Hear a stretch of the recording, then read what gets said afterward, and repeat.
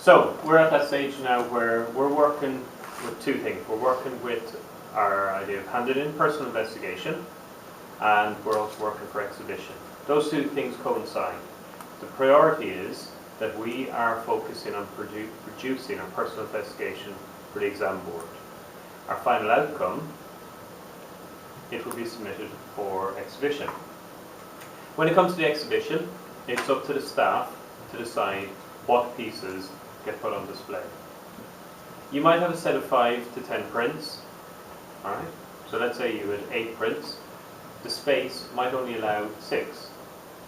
So 2 will not be put on display, but they will go in for your coursework.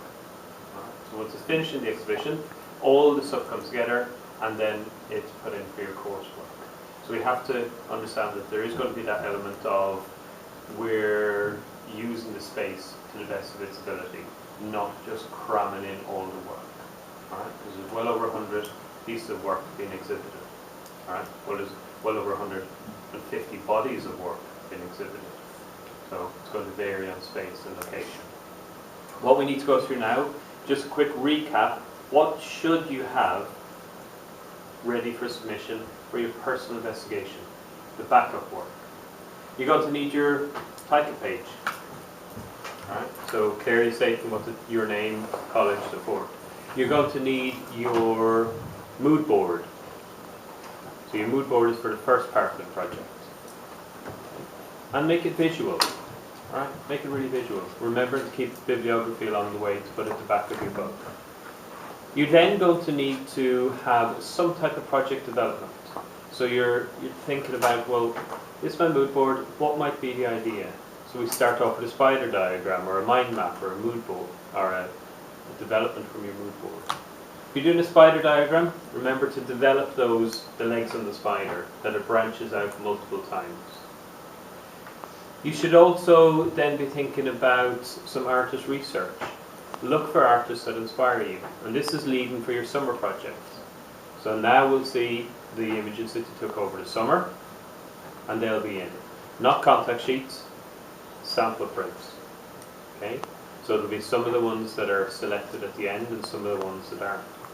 Please, at this point, make sure that you are commenting on both the deselected ones and the selected ones. So let's say you think, oh, I've got 8 final prints for the exhibition, for the summer project. Have at least 4 that you've deselected and say why. Use the correct terminology. So talk about the visual elements, leading lines, rule of thirds. This image has been deselected because of the lack of contrast, or this image is selected for its selective focus. Right? So it's focused on one particular thing, and that's what's making the image work. And then you have your promo material, your samples of that. Right? So where you've gone and sourced some, you've critiqued some. Right? Using good vocab. Don't say I like or I dislike. Say the type font on this flyer doesn't work because it blends in too much with the background. Or the use of images within this flyer show, the images are the priority. So you're talking about that. Then you've got your trace and paper samples where you've started to make a mock-up of yours, and that's working through your development process, your exploration of your materials. So you're thinking, well, does this work? If I had an image and you've done your rulers and so forth. And then you've got samples of your flyers, 1 or 2 samples that you created, and then the feedback. You've worked in peer groups and you've looked at your feedback and you thought, actually, yeah, that person has got a good opinion that it doesn't work having the text over the image half and half. And you'll show your final piece, all right, and you'll have talked about that. Then you'll have the images of your exhibition, the hanging of it. All right, so when you're getting all of the work ready and displaying it and putting it on walls, photographs of the exhibition happening when you've invited people, and then images of it displayed. And then you have reviewed your exhibition. You've talked about it. And that's in storage now. And you started developing onto your next project. So your next project, we want to see a real in your face to the examiner. This is how I've set forward. This is my major project development. This is how I've moved from that previous exhibition into this exhibition. Right? And that has to be very, very obvious. So at this point you can do some more artist references. I don't want to see you doing artist copies. So you need to make sure that the artist references, that they're inspiring you, and that your final pieces don't just look like copies of their work. Right, so make sure that doesn't happen. Maybe it's something you need to go back and look at to see if you need to take those artist references out. Because sometimes you'll come up with ideas, and you start doing it, and then you'll find an artist afterwards who's done the same, and you think that's great. But it's not as good, because you might have come up with the idea already yourself. So let's leave those artists alone. So at that stage you can do mood boards. Right, for this next chosen theme. Leads into your development page, sample prints, and kind of that, take the sample prints from each shoot and critically commenting on them. Say what's working, say what's not working. Talk about your planning. So you've identified that there's an area, in my street photography, I've got too many photographs of the backs of people. So can I now reassess the situation, go out and photograph with trying to avoid that. And at this point we should really be seeing if you're creating anything technically challenging. Right? We want to see maturity coming in here. We want to see, are you using different types of lenses? Photograph them. Are you setting up a mini studio? Photograph the mini studio that you're setting up. Are you trying different techniques in Photoshop, where you're really stretching what Photoshop can do, or maybe your physical manipulation? You know, are you working with these prints in a very different way? Document it visually, and then add words into it. And then we want to see if you are working on different materials. What are you using? Show samples.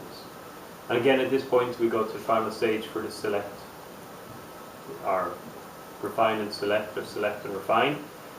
Photographs of when we've done the one-to-ones, taking the comments that we've had about your pre-finished pieces, laying them out and photographing them on the table, looking at different layout options.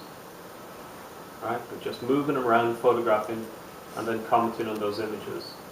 And that really helps with the idea of, you know, thinking about the work, developing, exploring it.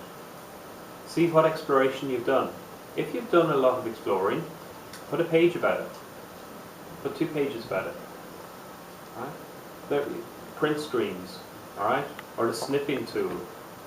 So if you go into the bottom section in just down here, and you go to programs, you scroll all the way to the bottom, application, and you find snipping tool. All right, so it's just down in that bottom corner. This is much easier for getting parts of your page if you're working on a computer. So I just want that bit. Then you can copy it and put it into Photoshop. All right, it's much easier than print screens. So, exploration page. Make sure that you're showing it. Make sure that you're really shouting out to the examiner, I have done this. I have used a different type of lens that's not a standard one. All right? And then if your project has a story, talk about the story. If it's got a sequence, talk about the sequence. Why is it laid out this way? Right? If you're overcoming technical, I don't want to see images in your book that are not good. Right? This is really important. Lots of you create good images that don't make it to the final cut. Right? That's fine. Good images go into your book. If you see an image, a sample print it's not a good image, it doesn't go in. Your book only contains, your backup work, good and great images. And the great images are the ones that we use for our final pieces. Okay? So we're identifying this. We're showing that it's not just I've done everything, put everything in. It's that we're selecting and refining as we go along. And in some cases we're developing. So not rubbish images. Images that you know that are not good enough. Right? That are not good, don't go in. Right? So it's good, and we end up with great. Then we'll go through the process of you selecting the right materials. So you're exploring, you're trying different papers, backlit papers, gloss papers, luster, printed on cartridge paper, printed on tracing paper, printed on acetate. They all go into your book as physical samples, stuck onto your pages, and you review and comment on them. And you say, why have I picked a particular one? Right? What is it that has made me choose this type of paper? And that's what we call the appropriate use of material, and exploring the appropriate use of material. Because it makes a difference, and we'll be looking at samples of those in a few minutes. Then, why have you selected how you're mounting it? You've talked about the layout, but it's the mounting process. Why have I picked this, this, and this as my materials? Talk about it, document it, create a sample, and into your books. And then you review the exhibition, your final pieces, and that would be kind of your overall evaluation. But make sure that you're looking at the marking criteria and you're thinking, have I done development? Have I got exploration? What's my recording process? How is it? How good is it, the visuals of what I've done? And then you're going to need to have a look at the present. How have I presented my book, and how have I presented the final pieces? Alright? So, that's a recap of what's expected in the hand-in and submission. Okay? Done?